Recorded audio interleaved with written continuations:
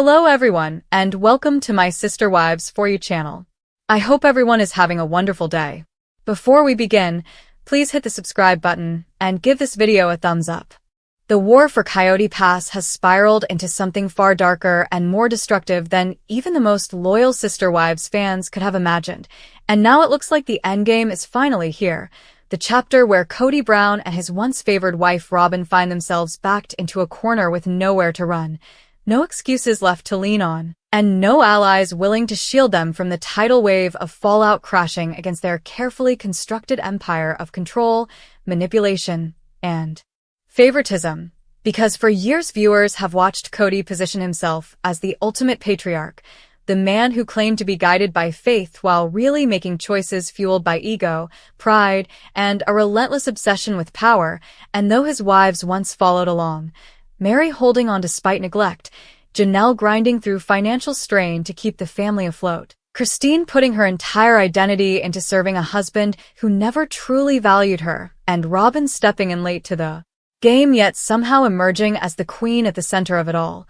The truth is that every empire built on deception eventually crumbles, and now Coyote Pass, the land that was supposed to represent unity, hope, and the future of the Brown family, has turned into the battleground that may finally destroy everything Kody and Robyn clung to, because the land isn't just dirt and rocks and Flagstaff, Arizona. It's a symbol, a promise, a lie that exposed itself the moment Kody started pushing one vision that only benefited him and Robyn, leaving the other wives with scraps and broken dreams. And in recent months, Christine, who already left him behind, has grown more vocal than ever, reminding the world that Kody's favoritism not only destroyed their marriage, but poisoned every relationship in the family, while Jeanelle, once his most loyal partner when it came to business and finances, has made it clear that she's tired of being treated like a silent investor with no emotional value, and even Mary, who clung to hope far too long,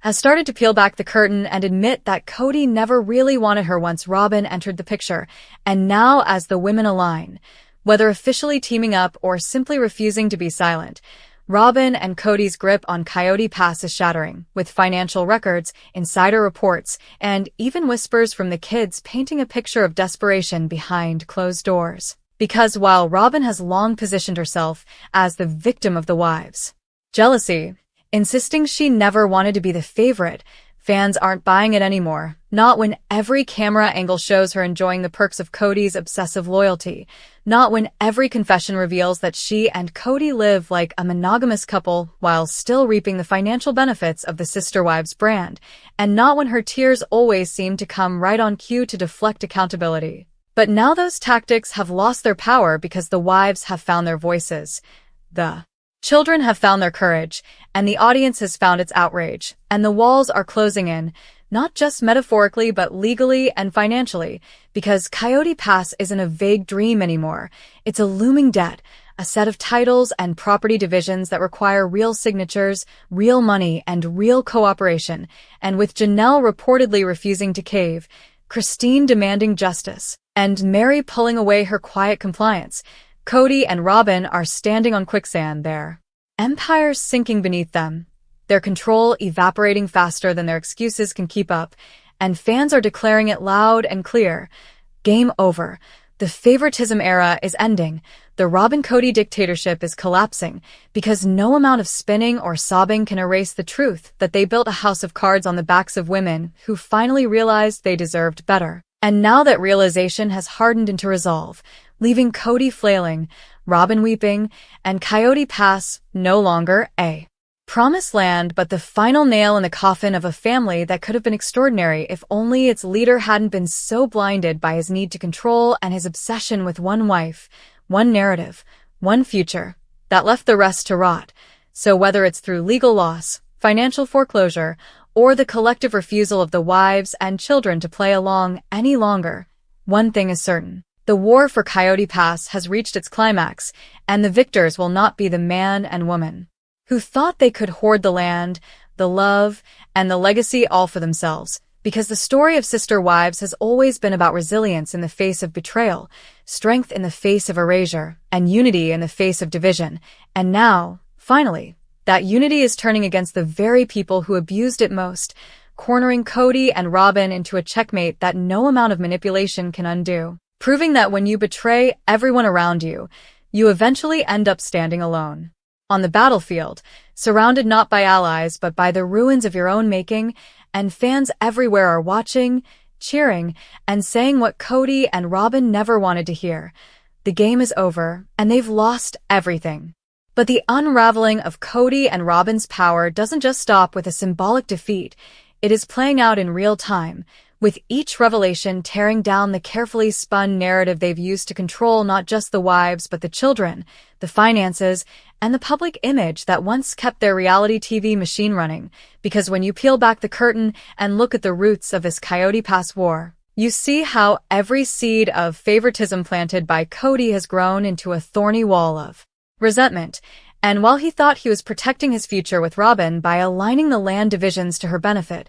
all he really did was alienate the very people who made his family possible. And now that resentment is boiling over, giving Christine the strength to go public with her truth, fueling Jeanelle's refusal to bend anymore, and even nudging Mary into shedding the role of silent bystander. Because the truth is that ROBYN's influence over Kody has never been about equality or fairness. It has always been about consolidating control, ensuring that her children were prioritized, her lifestyle was secured, and her future was insulated from the struggles the other wives endured. And now that insulation is being ripped away, layer by layer, exposing not just ROBYN's dependency on Kody's favoritism but also Kody's shocking lack of foresight. Because here's the irony that fans are pointing out. The very land Kody thought would cement his legacy has become the evidence of his downfall, a property too expensive to manage without the collective contributions of the wives he pushed away, a dream too fractured to survive now that 3/4 of his support system has crumbled, and a future too tainted by betrayal to ever be redeemed. And as Christine openly thrives outside the marriage, Jeanelle leans into her independence, and Mary carves out her own identity. The walls around Kody and ROBYN feel like they're closing in faster, leaving them isolated in their big house, clinging to a dream that everyone else has walked away from, and yet they still posture, still cry, still pretend to be the victims of unfair treatment, when in reality the scales have finally balanced. The truth has finally risen to the surface, and the karmic debt of years of manipulation has finally come due. And while fans once speculated about whether the other wives would ever truly unite against Kody's favoritism, the reality is that their unity doesn't even need to be coordinated, because their collective refusal to play along with his narrative is enough to strip him of the power he once wielded. And that's what makes this downfall so fascinating, because it's not some grand mutiny with one explosive moment of confrontation. It's the slow, steady erosion of his control, 1,000 tiny cuts delivered by women and children who are simply done, who refuse to prop up his ego any longer, who refuse to bankroll a future that only benefits ROBYN, and who refuse to let Coyote Pass be a monument to their pain. And as the legal realities of the land loom larger, with property taxes, mortgage responsibilities, and titles that can't be magically erased, fans know that the Brown family's financial situation is more dire than Kody and ROBYN ever admit on camera. Because the show may pay well, but the debts, the divorces, the separations, and the cost of maintaining multiple households have drained resources.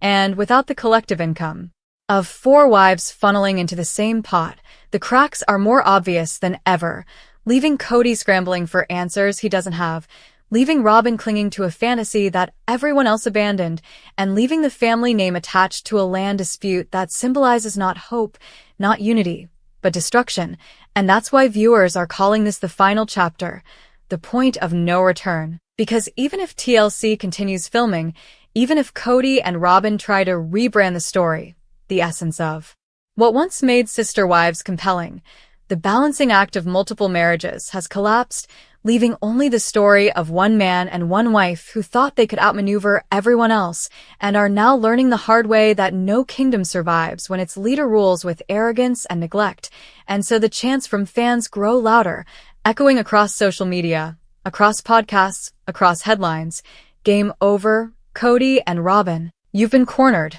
And this time there is no last-minute save, no emotional manipulation,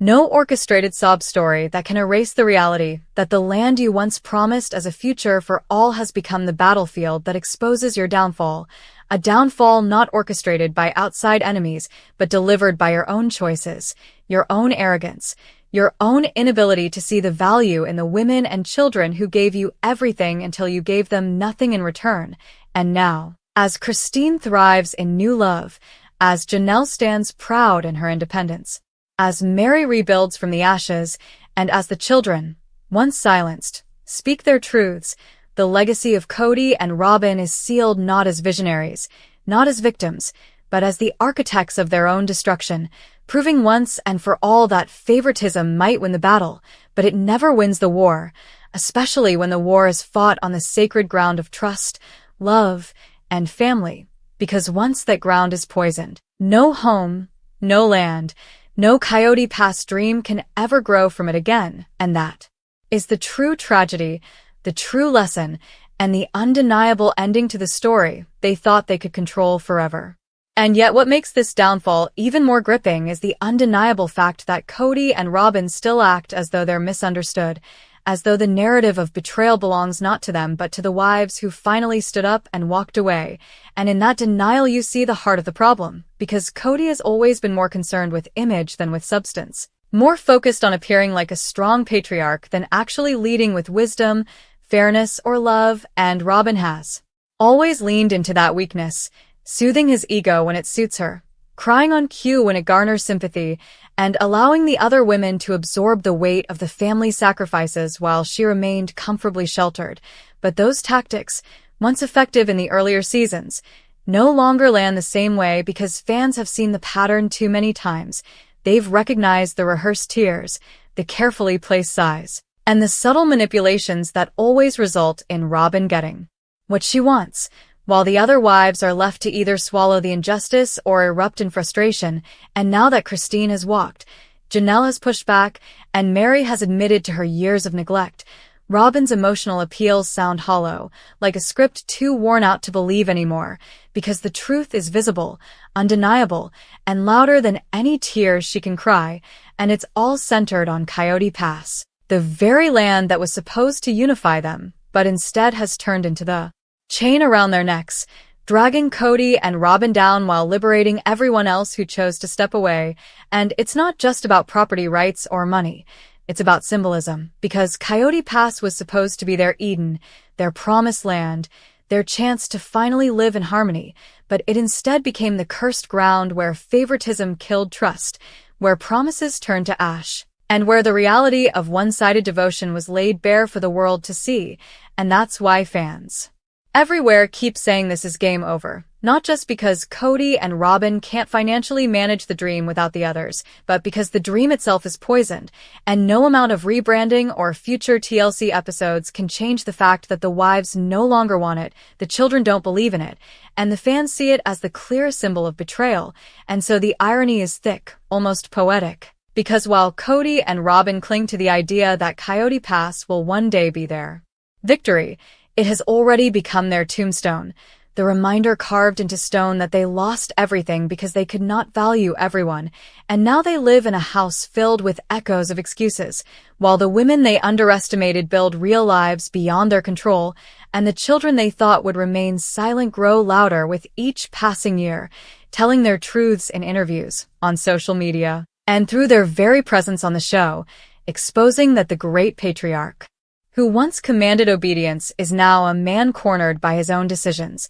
a man clinging to a legacy that slips further from his grasp with every episode, every confession, every tear that fails to convince, and every bill that lands on his desk for land he can no longer afford to claim. So the verdict is clear, the narrative is irreversible, and the chapter is closed. Kody and ROBYN have lost not just the war for Coyote Pass, but the war for their family's respect, for the viewer's sympathy, and for the legacy they once thought would outshine all criticism, proving once and for all that no amount of control can hold together a family built on broken trust, and no land, no house, no Coyote Pass dream can survive when its foundation was favoritism all along.